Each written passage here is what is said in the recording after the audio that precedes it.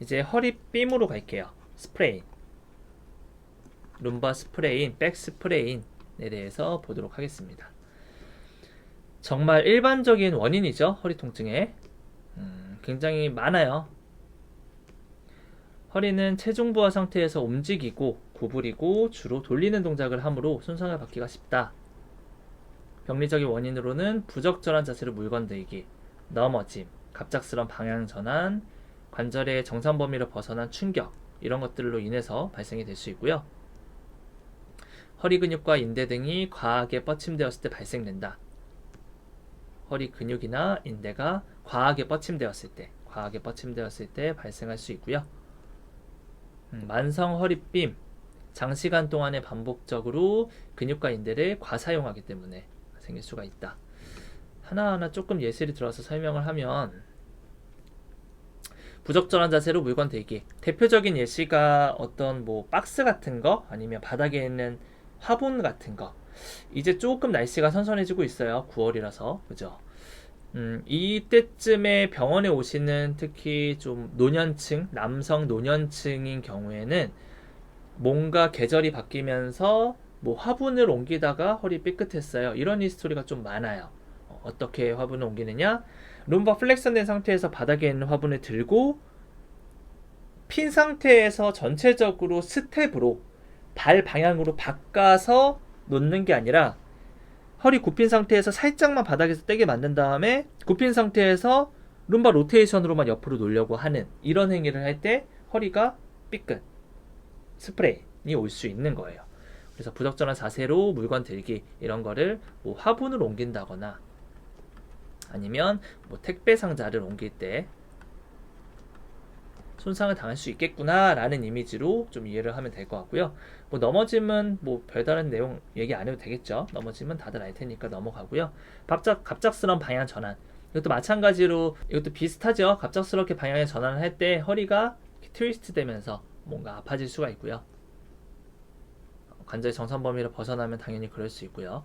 이 만성적인 허리빔은 사실 이게 결국에는 과사용이 나오면 뭐랑 연결이 되느냐? 직업병. 직업병이 사실 굉장히 치료하기가 힘들어요. 아예 그냥 일을 하지 말아야 되는데 어떻게 이게 인간이 내 고정 지출도 있고 하는데 어떻게 일을 안 할 수가 있어요. 일은 계속 할 수밖에 없으니까 병원에 가면 우선 당분간 쉬세요. 좀 쉬시고요. 라고 얘기를 하는데 계속 일을 할 수밖에 없죠.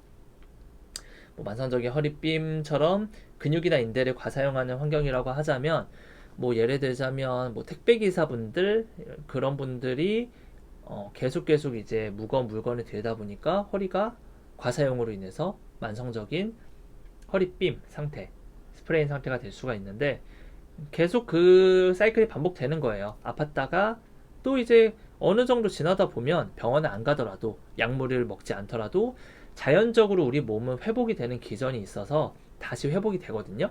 근데 중요한 거는 만성적으로 간다, 직업병이다 라고 하는 그런 어떤 그런 경로는 처음에는 그냥 처음에 허리가 아파요.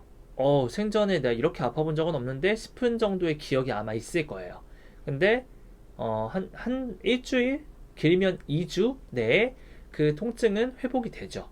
근데 이런 통증이 1년에 한 번 있었다가 그 다음에는 상반기에 한 번, 하반기에 한 번, 한 6개월에 한 번씩 통증이 생기다가 그 다음에는 분기별로 한 번, 3, 6, 9, 12월에 한 번씩 이런 패턴으로 분기별로 한 번, 3개월에 한 번씩 아프다가 그 다음에는 한 달에 한 번 아프다가 그 다음에는 이제 빈도가 더 점점점 늘어나게 되는, 이렇게 되면서 병원에 오게 되면 이미 몸에서는 직업병처럼 과사용이 너무 누적이 되어서 구조적인 변화도 있는 경우도 꽤 있어요. 그래서 뭐 다 모든 질환이나 다 마찬가지죠. 저희 파트뿐만 아니라 뭐 치과도 그렇고요. 처음에 조금 아플 때 가는 게 뭐 돈으로 따지자면 돈도 아낄 수 있는 방법이고 시간도 아끼는 방법일 뿐더러 돈과 시간을 많이 쓰더라도 그전 상태로 돌아갈 수 없는 상태가 될 수도 있기 때문에 조금이라도 아프면 병원에 무조건 빨리 가야 된다. 이런 것이 직업병에 대한 좀 의미라고 생각을 해주면 좋겠습니다. 우린 전문가잖아요. 그래서 일반인 분들에게 직업병에 대해서 너무 가볍게 생각하지 않게 인식을 해주는 물리치료사가 되었으면 좋겠어요. 자, 넘어갈게요.